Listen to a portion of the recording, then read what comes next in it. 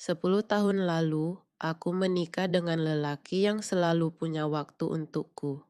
3 tahun terakhir, aku menikah dengan lelaki yang bahkan lupa hari ulang tahun pernikahan kami. Aku Sari, dan ini cerita tentang bagaimana aku hampir kehilangan pernikahanku. Hanya karena aku tidak pernah benar-benar bertanya kenapa suamiku berubah. Namanya Bima. Di tahun-tahun awal, dia tipe suami yang selalu ada, selalu tahu tanpa aku harus bicara. Tapi 3 tahun terakhir, dia mulai sering pulang larut, lalu dini hari, lalu tidur di sofa supaya tidak membangunkanku, katanya. Percakapan kami menyusut jadi sekadar, sudah makan belum, dan aku pulang telat lagi. Tidak ada lagi cerita panjang sebelum tidur, tidak ada lagi tawa di meja makan. Bulan Maret tahun lalu, hari ulang tahun pernikahan kami yang ke-10, aku buat kue, menata meja, menunggu. Jam 10 malam dia baru pulang, bahkan tidak sadar ada kue di meja. Astaga Sar, maaf, aku lupa, katanya lalu masuk kamar mandi.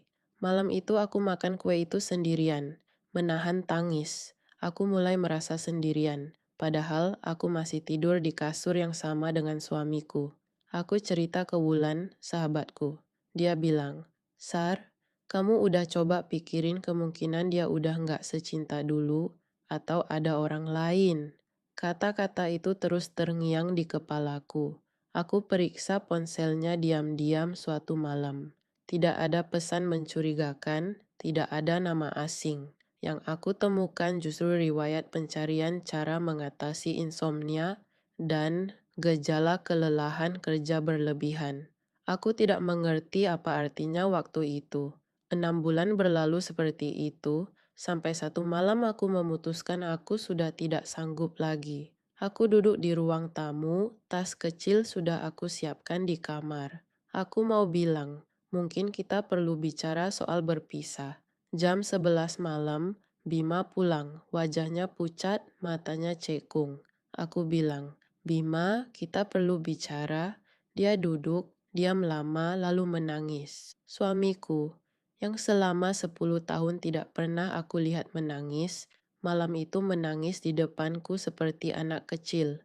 Dia bilang, setahun lalu perusahaannya hampir bangkrut, gajinya dipotong diam-diam sampai hampir setengahnya. Dia takut cerita, karena kami baru mencicil rumah.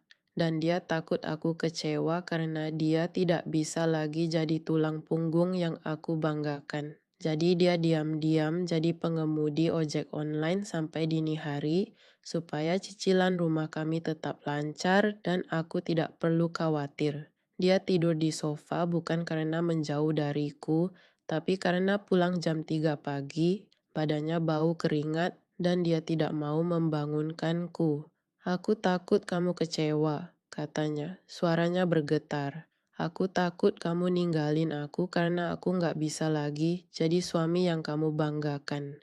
Aku duduk di situ, terdiam. Semua kecurigaan yang aku bangun berbulan-bulan ternyata punya alasan yang sama sekali berbeda dari yang aku bayangkan. Bukan karena dia berhenti mencintaiku, tapi karena dia mencintaiku dengan cara yang salah, dengan diam-diam menanggung semuanya sendirian, sampai nyaris menghancurkan kami berdua.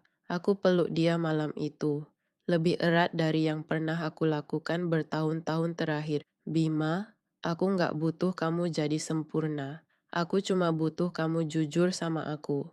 Kita ini tim, kalau kamu berat, aku mau tahu, biar aku bisa bantu, bukan malah kamu tanggung sendirian. Malam itu jadi titik balik pernikahan kami. Besoknya, kami buka semua soal keuangan yang selama ini dia sembunyikan dan mulai atur ulang semuanya bersama-sama. Aku juga mulai cari kerja sampingan, bukan karena harus, tapi karena aku mau berbagi beban itu dengannya, bukan menonton dari jauh. Perlahan, Bima berhenti jadi ojek online dini hari, kami mulai makan malam bareng lagi. Percakapan panjang sebelum tidur juga perlahan kembali. Sekarang, Kalau salah satu dari kami kelihatan murung atau menjauh, kami sudah punya kesepakatan sederhana, saling tanya, ada yang mau diomongin? Enggak. Dan saling berjanji jujur menjawabnya, sesulit apapun jawabannya. Kalau kamu sekarang merasa pasanganmu menjauh, sebelum kamu menyimpulkan yang terburuk, coba tanya sekali lagi dengan cara yang berbeda. Kadang orang yang kita cintai bukan menjauh karena berhenti peduli, tapi karena mereka sedang berjuang sendirian dan takut membebani kita dengan bebannya. Ini kisah aku dan Bima. Kalau kamu punya cerita serupa, tulis di kolom komentar. Terima kasih sudah menonton sampai akhir.